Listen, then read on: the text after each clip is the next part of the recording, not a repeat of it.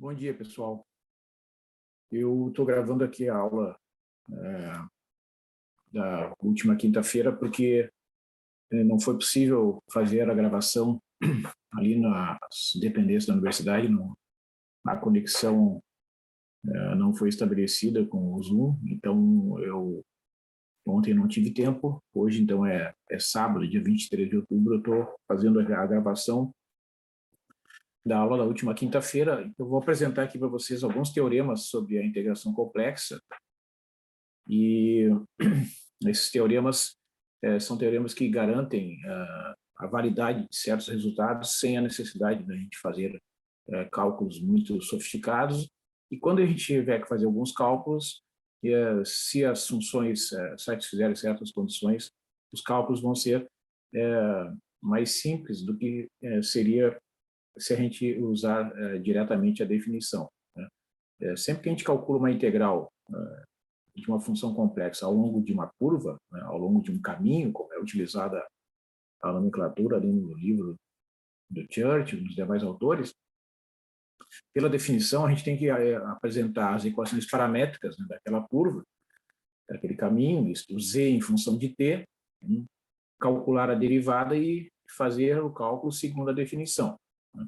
Isso geralmente demanda maior esforço do que verificar algumas condições satisfeitas pelas funções mais simples e aplicar, em alguns casos, uma versão do teorema fundamental do cálculo, que a gente conhece lá da integral de funções de variável real, que em alguns casos também vale aqui na avaliação de integrais no plano complexo, né? Lembrar que no conjunto dos números reais, né, quando a gente tem o x variando num certo intervalo de a até b, o x, geralmente nas integrais definidas, né, essa variação ocorre de maneira crescente, né? O x varia de a até b de maneira crescente, digamos, integral de 1 até 2. Então, o x varia de 1 até 2. Né? Começa no 1 e vai indo até chegar no 2, digamos assim. Quando a gente calcula a integração no plano complexo, né, de um ponto A até um ponto B do plano complexo, existem inúmeras, na verdade, infinitas formas, né, de unir um ponto A até um ponto B no plano complexo, né? Isso significa que existem infinitos caminhos que unem um ponto A até um ponto B. Então, surge a questão, será que a integração complexa de uma função ao longo de um caminho que une um ponto A até um ponto B, será que essa integral depende do caminho que une os pontos ou ela é independente da forma, né, da maneira como a gente parametriza a curva que une o ponto A até o ponto B? Então, essa é uma questão importante porque, de fato, existem algumas condições que garantem que a integral curvilínea, a integral ao longo de um caminho que une um ponto A até um ponto B no plano complexo, é independente do caminho que une esses pontos, né? E a condição é, por exemplo, se a função for analítica, né, ao longo das curvas que unem o ponto A até o ponto B. Então, eu vou apresentar aqui algumas desses teoremas, né? E, evidentemente, no livro, né, a gente encontra exemplos que ilustram a aplicação dos teoremas. Então, o primeiro teorema é o teorema de Cauchy, né, que vocês estão vendo aí na tela, que diz que seja f de z uma função analítica em uma região R e sobre sua fronteira C. Então, a integral de f de z dz ao longo da curva C, que é uma integral ao longo de uma curva fechada, daí vem esse símbolo, né, que está indicando essa integral curvilínea com esse símbolo, com esse círculo que está aqui na posição central, aqui na posição média do símbolo da integral, significa que a integral curvilínea é ao longo de uma curva fechada. Em alguns livros, inclusive, aparece uma setinha assim, indicando que a curva está orientada positivamente, tá? Mas nesse caso aqui, né, como a integral vale zero, não vai fazer diferença, tá? Mas a orientação da curva muitas vezes acaba fazendo diferença quando a integral não satisfaz todas as condições. Por exemplo, aí a integral pode ser um número diferente de zero. Mas no caso aqui, né, sendo uma função analítica, uma região R, aqui na figura, né, eu estou mostrando né? Imagina uma região, por exemplo, um caso típico, uma região limitada por uma elipse, uma região limitada por uma circunferência, uma região fechada, né? Como a gente está vendo aqui, tá? E a curva C é a fronteira, né, desta região descrita, desculpe, no sentido anti-horário, né? Significa, então, que essa curva está sendo descrita positivamente, tá? Então, quando isso acontece, né, a gente pode garantir pelo teorema de Cauchy que essa integral é igual a zero, tá? Então, está dito ali, né, o símbolo da integral, f de z dz com aquele círculo, é usado para denotar a integração da f de z ao longo da fronteira C no sentido positivo. A integral ao longo de C é uma integral de contorno, né? É uma denominação que a gente encontra também na literatura, né? É a integral curvilíneas ao longo de curvas fechadas, né? É chamada integral de contorno porque é exatamente isso, né? No caso aqui, a curva C é a fronteira, é a borda, né? É o contorno da região R. Então, por exemplo, eu quero mostrar que a integral de z dz é igual a zero ao longo da curva z igual a e na i θ, né? Θ variando de 0 até 2π, né? No sentido positivo. Certo? Então, aqui, essa curva representa uma circunferência, né? Uma circunferência de centro na origem e raio igual a 1, né? E então nós temos que a função f de z é igual a z, né? A função f de z igual a z, quando a gente identifica o z, né, como expresso em coordenadas cartesianas, é igual a x mais i vezes y. É a função identidade, né? O z é elevado no próprio z. Então, a parte real desta função é igual a x e a parte imaginária é igual a y. Lembra que a gente já convencionou aqui, né, que a gente vai chamar de u de xy a parte real da função e v de xy a parte imaginária da função, para poder identificar as equações de Cauchy-Riemann, né? As equações de Cauchy-Riemann, vou colocar aqui na minha folhinha de apoio aqui, ó, são as seguintes, né? A derivada de u em relação a x é igual à derivada de v em relação a y, derivada parcial, né? A derivada parcial de u em relação a y é menos a derivada parcial de v em relação a x, tá? Essas são as equações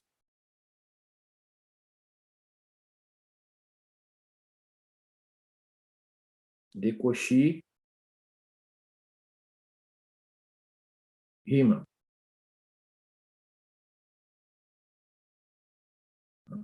São equações, então, que garantem que, uma vez satisfeitas, que a função é analítica, né? Nos pontos em que as equações são satisfeitas, né? Então, o que a gente tem, ó, no exemplo considerado, nós temos que a derivada parcial de u em relação a x, né, a derivada dessa função aqui em relação a x é 1, e a derivada de v em relação a y também é 1. Então, eu vejo que a derivada de u em relação a x é igual à derivada de v em relação a y. A derivada parcial de u em relação a y vai ser igual a zero, bem como a derivada parcial de v em relação a x também é igual a zero. Então, vejam que as equações de Cauchy-Riemann são satisfeitas, né? Neste caso aqui, né, o que nós temos, né?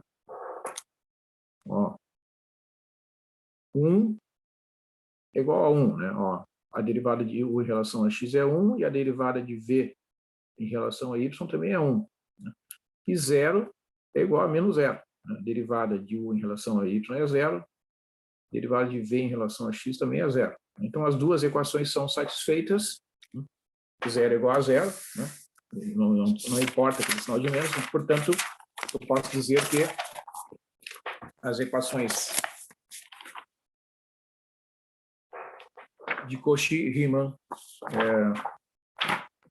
são satisfeitas nesse caso. A função f de z igual a z é analítica na região contida na curva C e ao longo da curva C. Na verdade, essas equações elas vão ser satisfeitas em todos os pontos do conjunto dos números complexos. Então, essa função analítica em todo o conjunto dos números complexos, portanto, em qualquer região, né?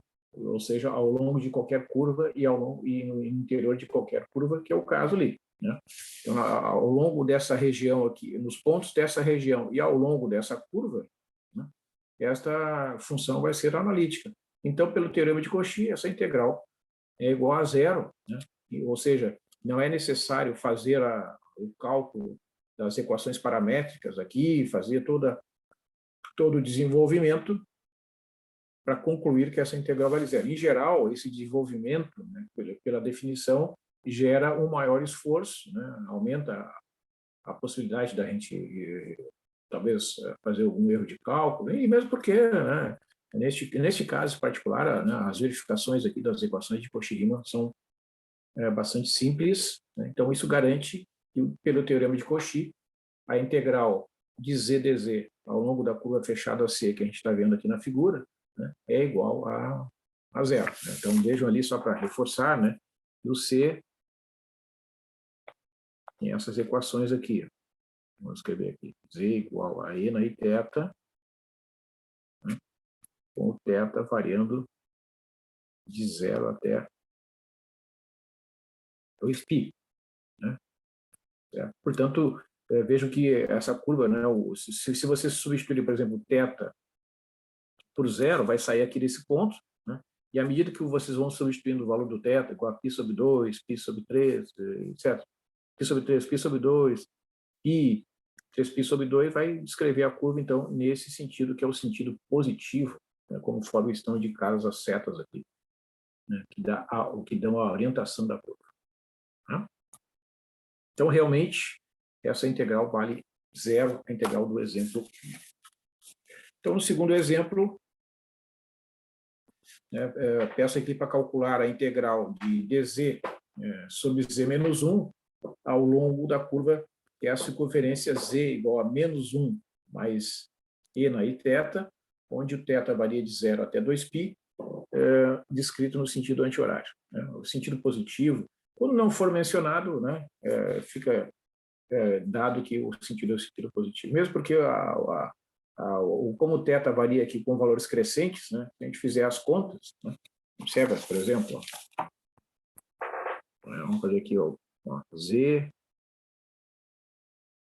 igual a menos 1 mais e na i θ, com o θ variando de 0 até 2π. Por exemplo, se o θ for zero, né, então o z vai ser igual a menos 1 mais e na i vezes zero, né, menos 1 mais e na zero, que é 1. Então, vai ficar menos 1 mais 1, que é zero. Né? Se o θ for π sobre 2, né, o z vai ser menos 1 mais e na i vezes π sobre 2. O que é isso? É menos 1 mais cosseno de π sobre 2 mais i seno de π sobre 2. Né? Porque a gente sabe que o cosseno é zero e o seno de π sobre 2 é 1. Então, isso aqui vai dar menos 1 mais i. Se o θ for igual a π,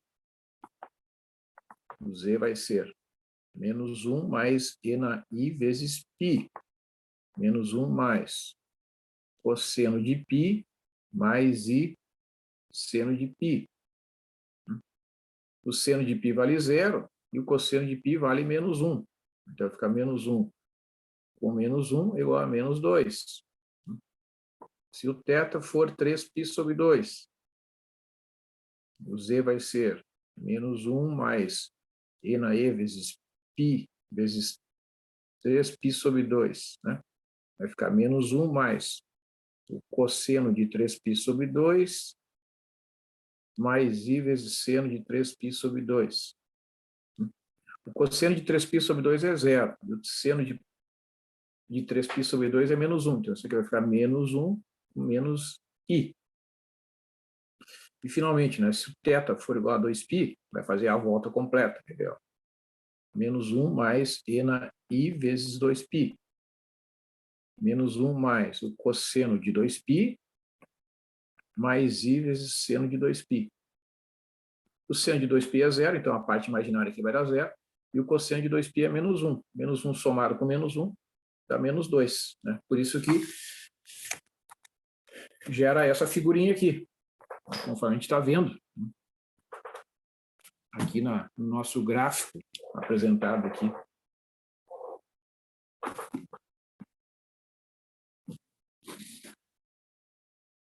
A gente está vendo aqui a circunferência, né? Ó, no zero. Né? Ó, eu vou mostrar os cálculos aqui.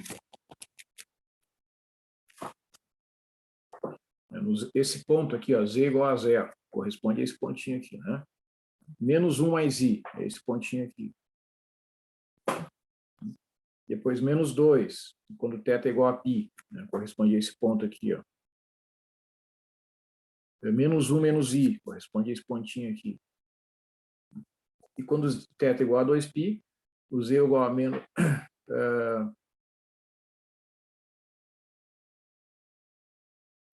aqui é 1, que dá zero. E é bom a gente conferir sempre, ó. Aí dá zero, né? Então fez a volta, tá? Porque o cosseno de 2π é 1, né? Eu havia escrito menos 1, é o cosseno de 2π é 1. Então, menos 1 mais 1 dá zero. Então, realmente faz a volta ali, né? É descrita no sentido anti-horário, que é o sentido positivo. Tá? Então, essa curva, né, é descrita ali, é uma circunferência de centro no ponto x igual a menos 1 e raio r igual a 1. Está aqui o centro da circunferência e o raio é 1. Tá?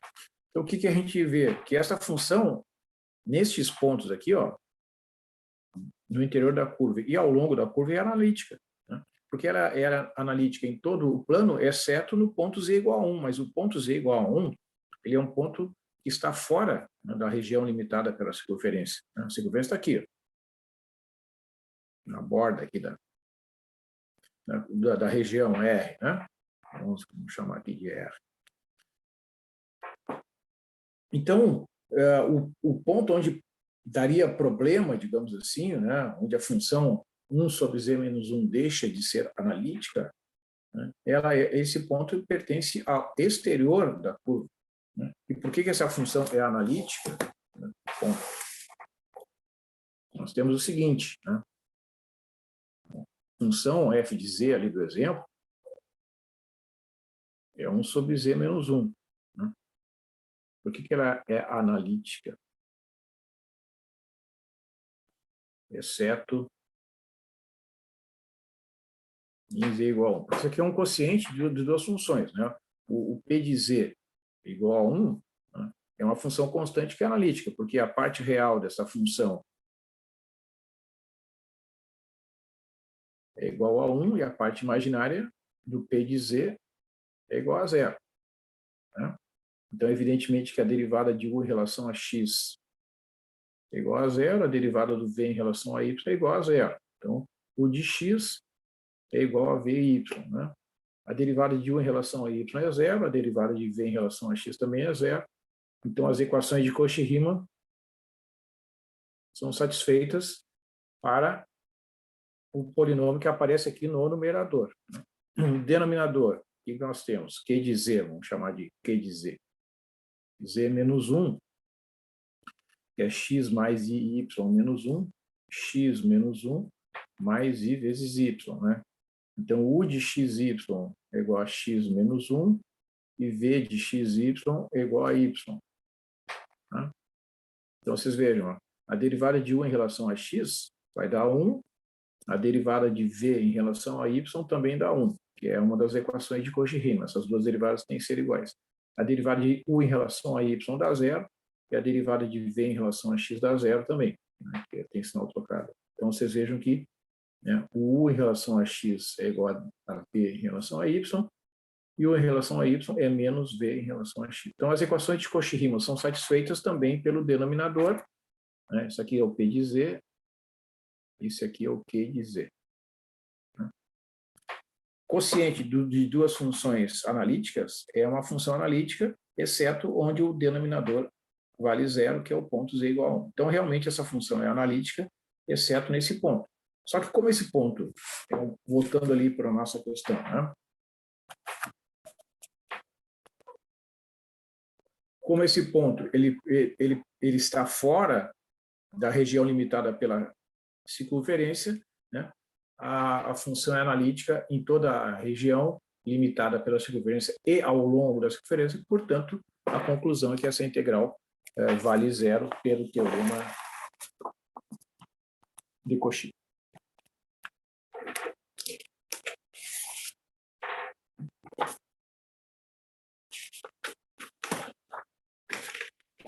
Muito bem.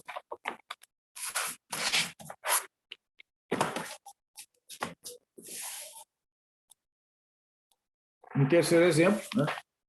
Pede para calcular a integral de dz sobre z menos 1 ao longo da curva fechada C, onde o C é a circunferência z igual a 2z na i-θ, com o θ variando de 0 até 2π, descrita no sentido positivo.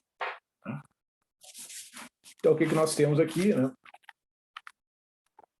Que a circunferência z igual a 2z na i-θ é, com o θ variando de 0 até 2π, descrito no sentido positivo, é essa circunferência aqui centrada na origem, né? Começa nesse ponto aqui, digamos, e descreve a curva até chegar aqui. Né? Bom, então, a mesma coisa, né? Para a gente obter esse gráfico aqui, é só substituir, né, o θ por valores neste intervalo. Ó. Vamos fazer aqui mais uma vez o exemplo, né? É sempre bom a gente ver os detalhes. Né? Vamos fazer uma tabela assim, ó. Acho que é a maneira mais... Lembra que na i-θ é cosseno de θ mais i seno de θ. Então, por exemplo, θ igual a zero, né? Fica 2e na zero, que é igual a 2. Né? Quando θ for, digamos, π sobre 2, fica 2e na i vezes π sobre 2. 2 que multiplica cosseno de π sobre 2, mais i seno de π sobre 2. É o cálculo que a gente fez há pouco ali, né? 2 que multiplica 0 mais i, ou igual a 2i. Ó, o que é o 2i ali na nossa representação? Ó? No θ igual a zero está aqui, né? E aqui no 2i, quando o θ for igual a π sobre 2. Né? Quando o θ for igual a π, né? Fica 2 que multiplica o cosseno de π mais i vezes seno de π. 2 que multiplica menos 1 mais 0, que o seno de π vale 0. Né? E o cosseno de π é menos 1. Então, isso aqui vai dar menos 2. Né? Quando θ for igual a 3π sobre 2, nós teremos cosseno que multiplica 2 que multiplica cosseno de 3π sobre 2, mais i seno de 3π sobre 2. Esse aqui vai dar menos 1, esse aqui vai dar 0. Vai ficar 2 vezes 0 menos i, igual a menos 2i. Que lá na figura, se a gente for olhar aqui, na nossa figura, vamos completar aqui o cálculo. E, finalmente, né, quando θ for igual a 2π, que faz a volta, dá 2 que multiplica o cosseno de 2π, mais i vezes o seno de 2π. Esse aqui dá 0, esse aqui dá 1. Vai ficar 2 que multiplica 1 mais 0, ou seja, igual a 2. Então, o que a gente percebe aqui? Né? A gente tem esses valores. Ó. Eu vou destacar aqui os pontos de intersecção com os eixos.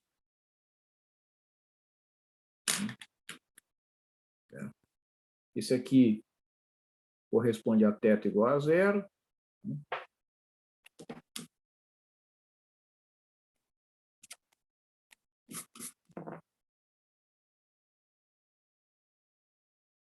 Esse aqui corresponde a θ igual a π sobre 2. Esse ponto aqui corresponde a θ igual a π, e esse aqui corresponde ao θ igual a 3π sobre 2. E quando chega no θ igual a 2π, a curva se fecha. Tá? Então, veja que realmente é essa curva aqui, que é com a circunferência de raio 2, descrito no sentido anti-horário, né, e centro na origem. Então, o que faz o que acontece aqui? O ponto z igual a 1, né, ele é um ponto no interior da região, né, limitada aqui pela curva. Então, para poder calcular essa integral, né, se considera a integral ao longo da curva, que chama de C1, né, a curva C é a curva z igual a 2 na θ. E a curva C2, né, é uma pequena circunferência de raio epsilon no ponto, centrado no ponto 1. Então, a gente faz essa circunferência aqui pequenininha, né, com raio epsilon e centro no ponto 1. Então, z igual a 1 mais z na θ. Então, a teoria das integrais de variável complexa permite afirmar que a integral desta função ao longo da curva C, que é essa curva maior aqui, de dz sobre z menos 1, é igual à integral ao longo da curva fechada C2 de dz sobre z menos 1. Porque eu não posso garantir aqui a aplicação do teorema de Cauchy, uma vez que esse ponto pertence ao interior, né, da região limitada pela curva C. Então, essa equação aqui, z menos 1 é igual a epsilon e na θ, né, que é a equação da curva C2, e o dz é igual a i epsilon e na θ dθ. Né? Eu faço uma substituição de variável aqui para parametrizar a curva. Então, a integral ao longo da curva fechada C2 de dz sobre z menos 1 é a integral de 0 até 2π de dz i epsilon e na θ dθ, dividido por z menos 1, que é epsilon e na θ dθ. Então, aqui, esses fatores aqui vão ser cancelados, o i é uma constante, fica i vezes a integral de 0 até 2π de dθ, que é i vezes 2π. Então, a integral de dz sobre z menos 1 ao longo da curva C é igual a 2π vezes i. Então, neste caso, né, tem que fazer esta substituição. Como eu disse para vocês, quando a gente tem que fazer isso, acaba gerando um maior esforço. Um quarto exemplo para ilustrar, né, o cálculo das integrais complexas é este exemplo aqui que nós estamos vendo em tela.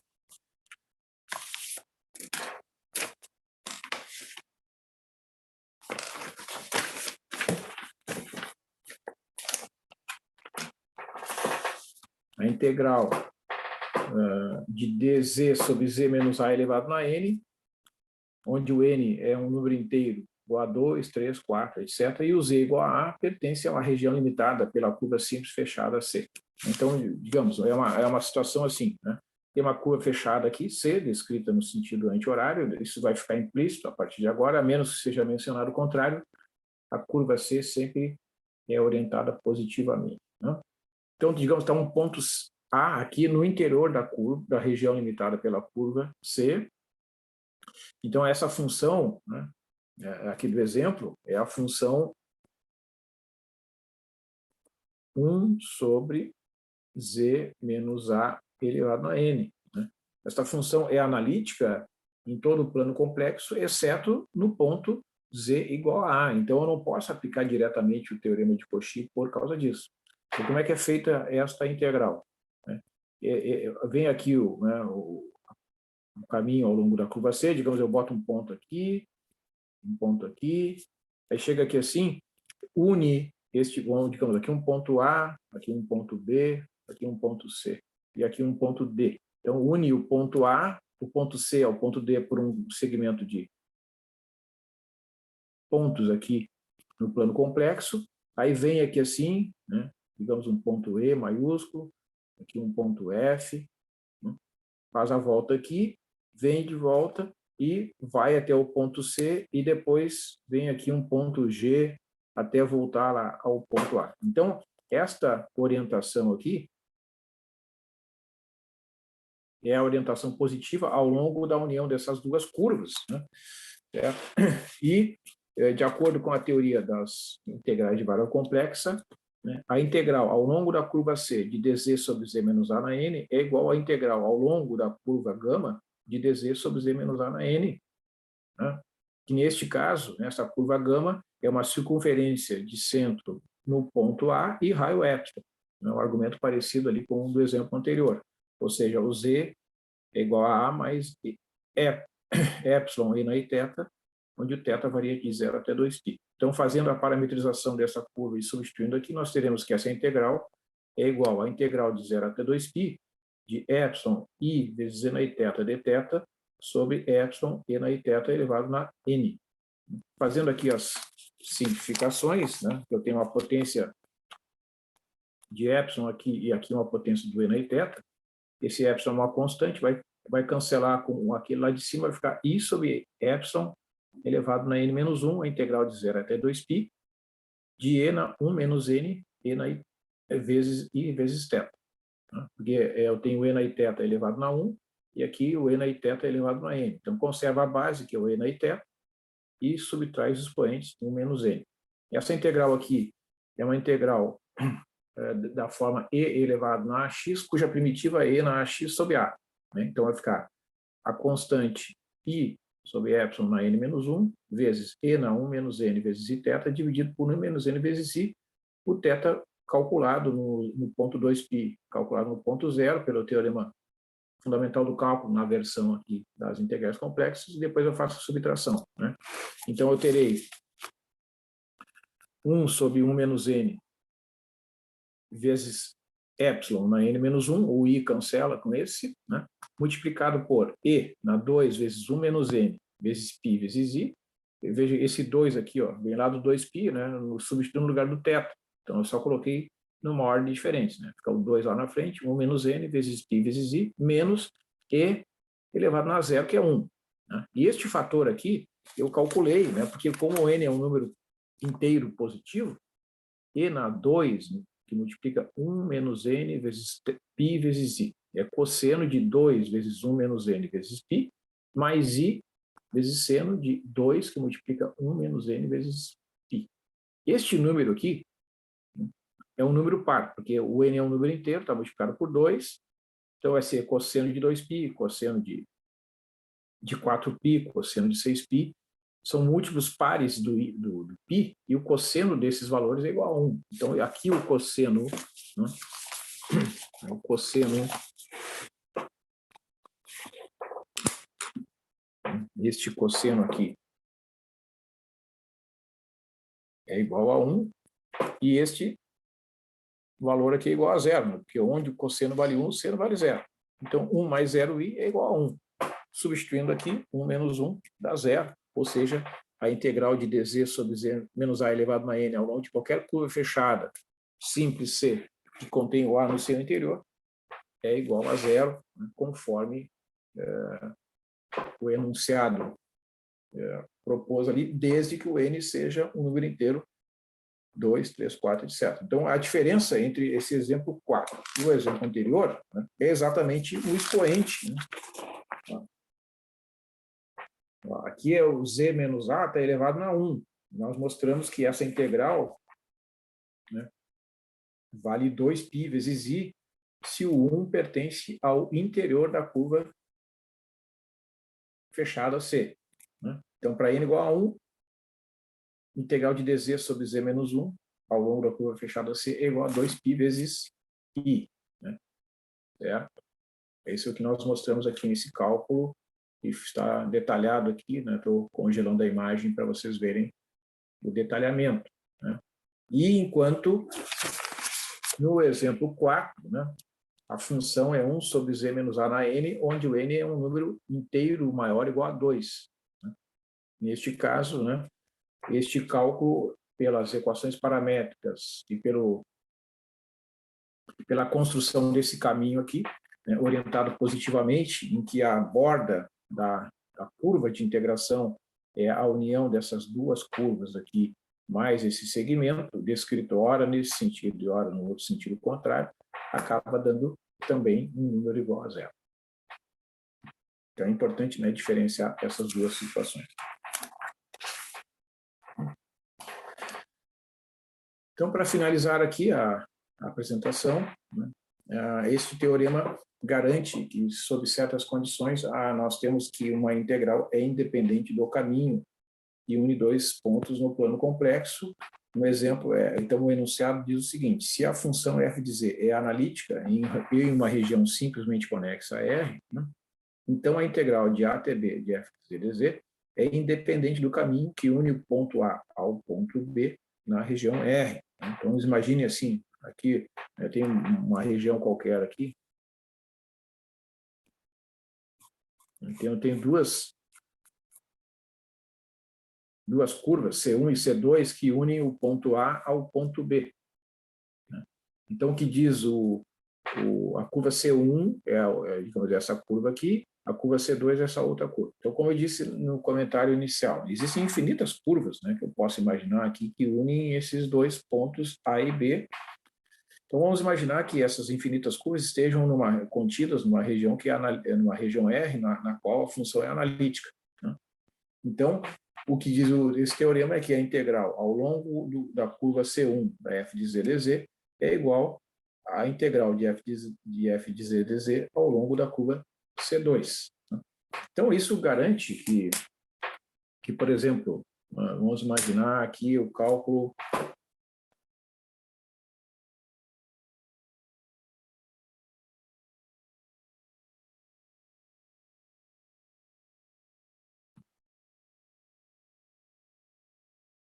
digamos, a integral digamos, de 1 mais i, até igual até 2 mais 3i, né, de z mais 4 dz. Certo? Então, a gente pensar assim, né, a função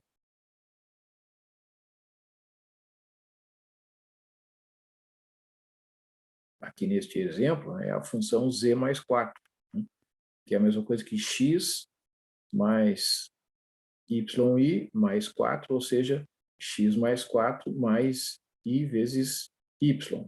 Né? Ou seja, a parte real desta função é x mais 4, né? E a parte imaginária dessa função é y.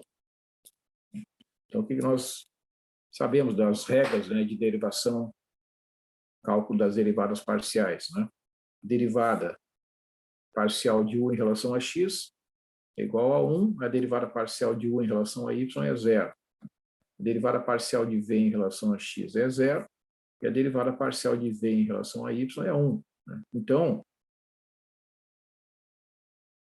nós vemos que u em relação a x é igual a v em relação a y, e u em relação a y é igual a menos v em relação a x, que são as equações de Cauchy-Riemann, né?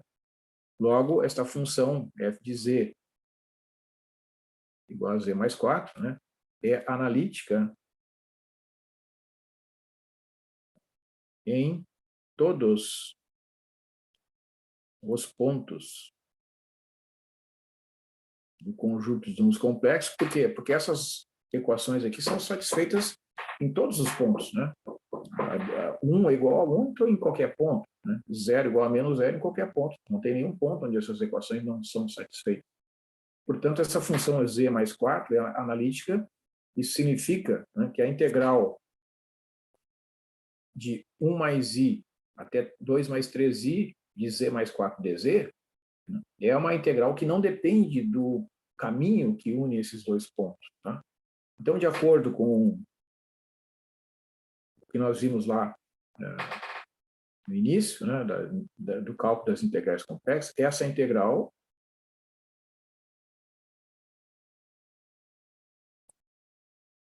ela pode ser calculada através da versão, né, do teorema fundamental do cálculo aplicado aqui no conjunto das funções de variável complexa. Né? Isto é, a primitiva de z mais 4 é z ao quadrado sobre 2 mais 4z. Né? E aí tu calcula essa primitiva no ponto 2 mais 3i menos essa primitiva no ponto 1 mais i. Né? Então, só para desenvolver o cálculo aqui, isso aqui vai resultar 2 mais 3i ao quadrado sobre 2 mais 4, que multiplica 2 mais 3i, menos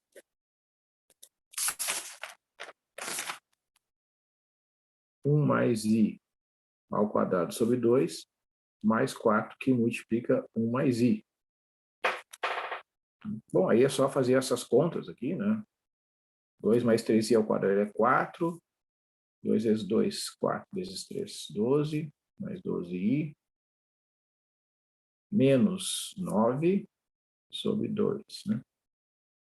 Mais 4 vezes 2, que dá 8, vou botar aqui para não rasurar, mais 12i. Depois eu corrijo ali. 1 mais i ao quadrado é 1 mais 2i menos 1, né, que é i ao quadrado, mais 4i. Então, aqui simplificando, vai ficar 4 sobre 2 dá 2, 12i sobre 2 dá 6i, menos 9 meios. Mais 8 mais 12i, menos 1 menos 1 dá 0, fica 2i sobre 2, que é igual a i, menos 4 menos 4i. Então, a parte real aqui é 2 mais 8 menos 4 menos 9 meios. Vamos ver aqui. Este e este termo são números reais, né? Mais i que multiplica 6, esse aqui mais 12, menos 1 menos 4, que são esses dois aqui. 10 menos 4, 6. 6 menos 9 meios. 6 menos 9 meios. Mais i que multiplica 18. 18 menos 5 é 13. Então vai ficar 2 vezes 6, 12, menos 9, menos 3. Menos 3 meios, mais 13.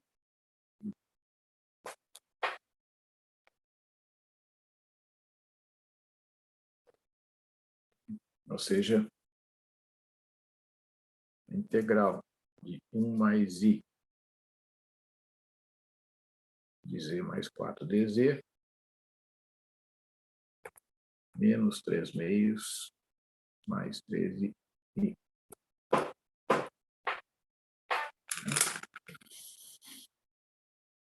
Então é isso, né? Eu vou encaminhar aqui o encerramento desta atividade.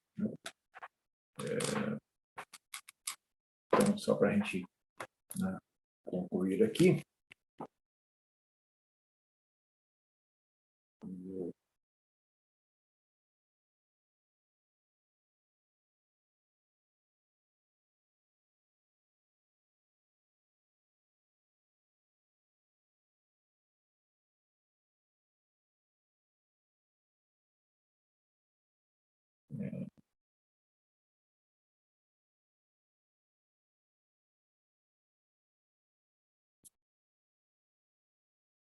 Vamos dar uma olhada no livro-texto, né, para indicar alguns exercícios aqui a respeito desses assuntos que foram abordados na aula de hoje.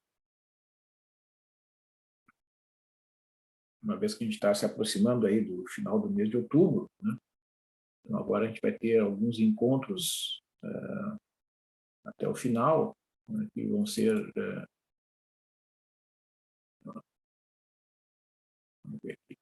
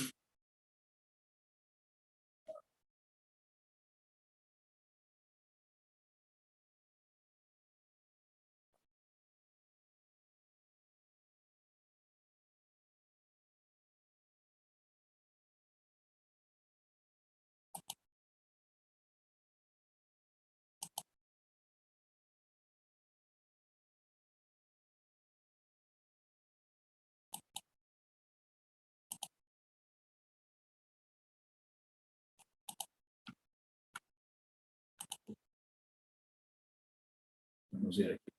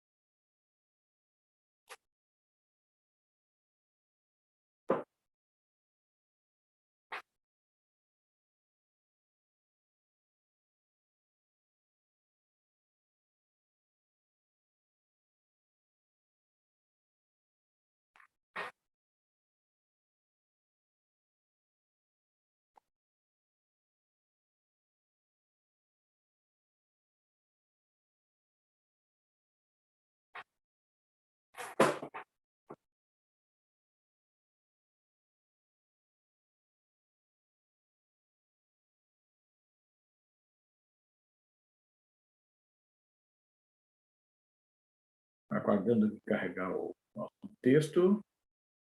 É importante fazer esses acessos aqui para a gente familiarizar, né, com as eventuais dificuldades que podem surgir aqui nesses acessos, né? Vamos mostrar aqui, então, o capítulo das integrais complexas, né, o capítulo 4 aqui, ó. Então, neste capítulo, o autor apresenta o conceito de derivada. Nós já vimos esse conceito trabalhando aqui as regras de derivação das funções mais simples, né? Mostramos que tem certas... Aí vem o cálculo das integrais, que nós já fizemos em aulas passadas, usando as equações paramétricas, né? Tudo isso também a gente já trabalhou. Tem aqui alguns exercícios que foram indicados, né? Caminhos, integrais curvilíneas, esse exemplo também nós já fizemos, né? Então, aqui vem algumas das propriedades, né? A gente não está trabalhando muito das propriedades, que são coisas mais teóricas. As integrais ao longo de curvas, né? Então, esta é a forma usual, né, da gente calcular uma integral curvilínea, a integral ao longo de C da f de z dz, a integral de a até b, de f de z de t, vezes linha de t dt, que é aquele comentário que eu fiz inicialmente, né? A gente tem que usar as equações paramétricas para calcular a integral de acordo com essa fórmula que consta aqui na página 126 do nosso livro-texto. O que a gente está vendo aqui são alguns teoremas que permitem, né, que a gente minimize esse esforço no cálculo dessas integrais sem a necessidade de fazer, né? Aqui, então, esse é um exemplo, ó, de uma integral que feita pela parametrização da curva, né? No caso aqui, a metade superior da circunferência de raio 1 e santa origem, só a parte superior aqui é a curva C1. Ele calcula aqui e mostra que essa integral é igual a π vezes I, né? Depois tem alguns outros exemplos, né?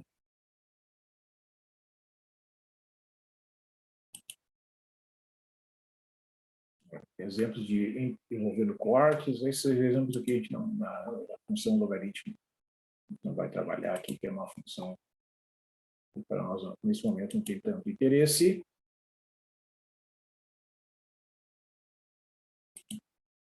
Geralmente, né, nos teoremas, a gente encontra muitos teoremas envolvendo curvas fechadas, né, como o teorema de Cauchy, mas, eventualmente, né, a gente tem que calcular integrais ao longo de curvas que não são necessariamente fechadas, e a gente tem que estar, então, atento, né, sempre ao enunciado das questões para ver que tipo de curva, porque realmente o formato da curva, se ela é fechada ou não, interfere, né, no resultado das integrais, né. Boa parte dos teoremas que estipulam, né, certos resultados para integrais curvilíneas são definidos através de curvas fechadas, né. Então, aqui tem a questão da independência do caminho, né. Então, esse é o teorema que diz, né, se for uma função possui alguma antiderivada, as integrais de f de z ao longo de caminhos inteiramente contidos em D, desde que algum ponto arbitrário Z1 fixado até qualquer ponto Z2 fixado tem todos os mesmos valores, a saber, a integral de Z1 até Z2 de f de Z dz é igual à antiderivada calculada do ponto Z2 menos a antiderivada calculada do ponto Z1, que é exatamente o último exemplo que nós vimos aqui na apresentação de hoje, né? E as integrais de f de Z dz ao longo de caminhos fechados, inteiramente contidos na região D, têm todos os valores igual a zero. Tá? Então, são o que mostra que essas propriedades são equivalentes, né?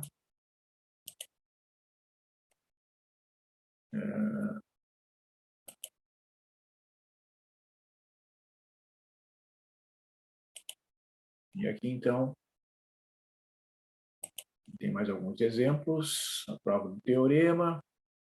Aqui vocês podem dar uma olhada aqui na demonstração, né, desse teorema. A independência do caminho.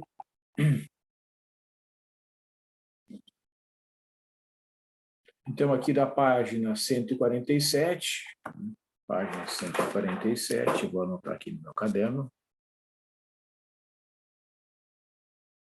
Exercício número 1. E da página 148,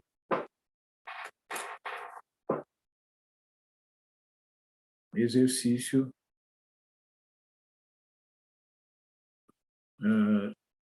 2, item A,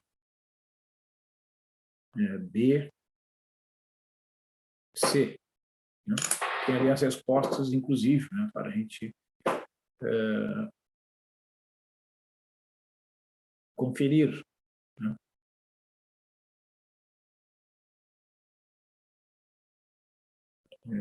Esse exercício 3 é o que foi feito na aula de hoje, ali, né?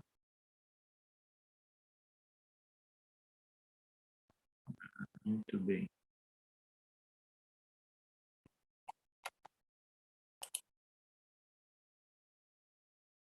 Então, aqui, esse teorema é o teorema que nós acabamos de demonstrar aí, enunciar aí no início da aula de hoje, que é o teorema de Cauchy.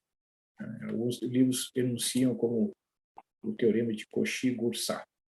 É o caso aqui do livro do Churchill, né? Teorema de Cauchy-Goursat. Né? Então, na seção 48, vimos que se uma função contínua f tiver uma antiderivada em um domínio D, então é nula a integral de f de z ao longo de qualquer caminho fechado C inteiramente contido em D. Nessa seção, apresentamos um teorema que dá outras condições sobre uma função f para que seja nula a integral de f de z ao longo de qualquer caminho fechado simples. Esse teorema é fundamental na teoria das funções de variável complexa e nas seções 52 e 53 veremos algumas variações desse teorema em certos tipos especiais de domínio. Então,